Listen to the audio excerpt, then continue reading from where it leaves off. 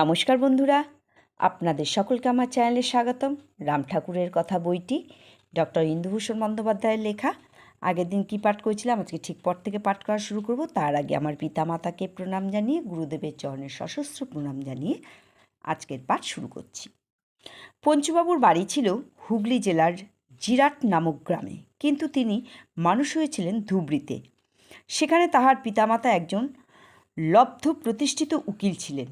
তিনি যখন দ্বিতীয় শ্রেণীতে পড়তেন, বন্ধুরা এখানে দ্বিতীয় শ্রেণী মানে বর্তমানের নবম শ্রেণী, তখন সন্ত্রাসবাদীদিগের সহিত তাহার সংযোগ আছে সন্দেহে পুলিশ তাহার পিছনে লাগে। তাহাকে দেশে পাঠাইয়া দেওয়া হয় এবং সেই স্থানেই তাহার লেখাপড়া ইতি হইয়া যায়। ইতিমধ্যে তাহার পিতৃবিয়োগ হয় এবং তিনিও অনেকটা স্বাধীনভাবে বিচরণ আরম্ভ করেন। কালক্রমে তিনি এক তান্ত্রিক সাধুর সহিত সংশ্লিষ্ট হন এবং তাহার উপদেশ মতো যোগাদি অভ্যেস করিতে থাকেন। কিন্তু ইহাতে হিতে বিপরীত হইয়া তিনি হৃদরোগে আক্রান্ত হন। খুব সম্ভবত 1914 খ্রিস্টাব্দের কোনো এক সময় পঞ্চুবাবু তাহার মাকে লইয়া কাশী গিয়াছিলেন। সেইখানেই ঘটনাচক্রে ঠাকুরের সহিত তাহার সাক্ষাৎ হইয়া যায়।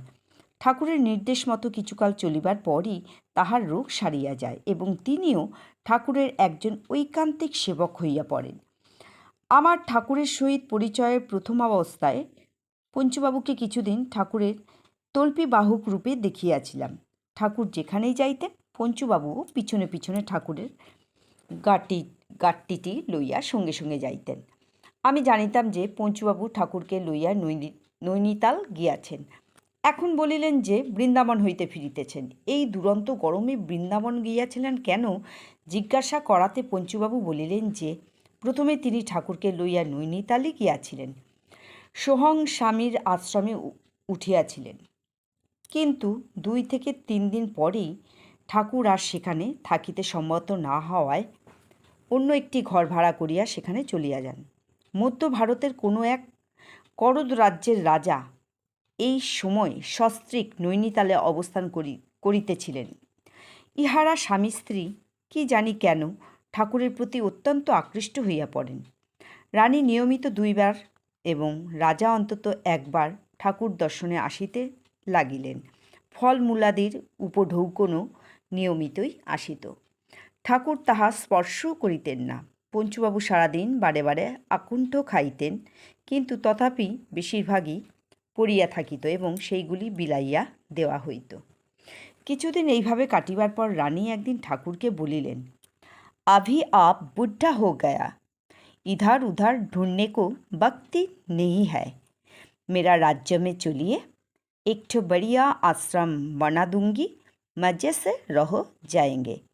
উত্তরে ঠাকুর নিজের বুকের দিকে অঙ্গুলি নির্দেশ করিয়া বলিলেন, আশ্রম তো হিয়েই হ্যায়।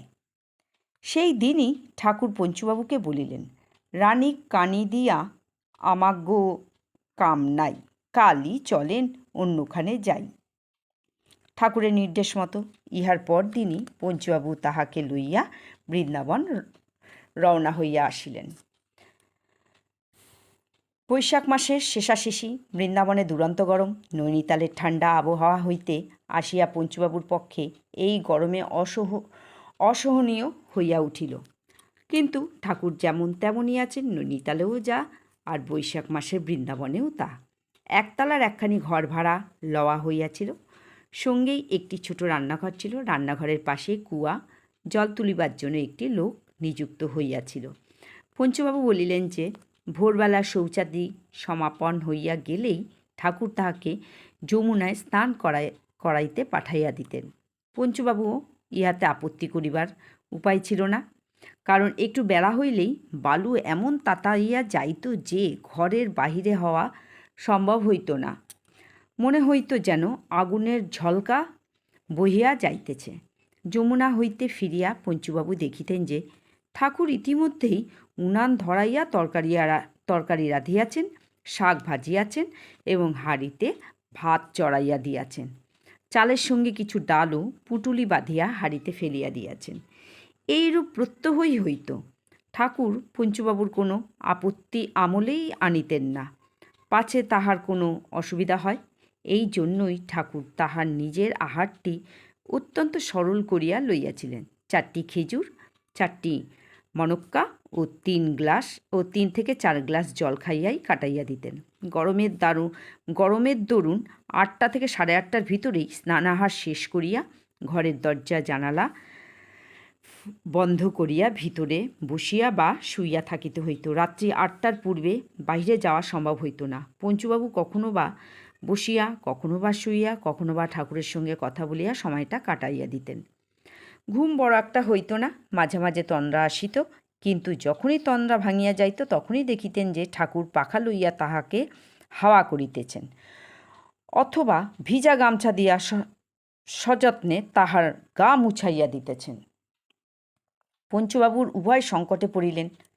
ঠাকুরের এই সেবাও তিনি বরদাস্ত করিতে পারিতেছেন না, অথচ ঠাকুরকে ফেলিয়াও চলিয়া যাইতে পারেন না।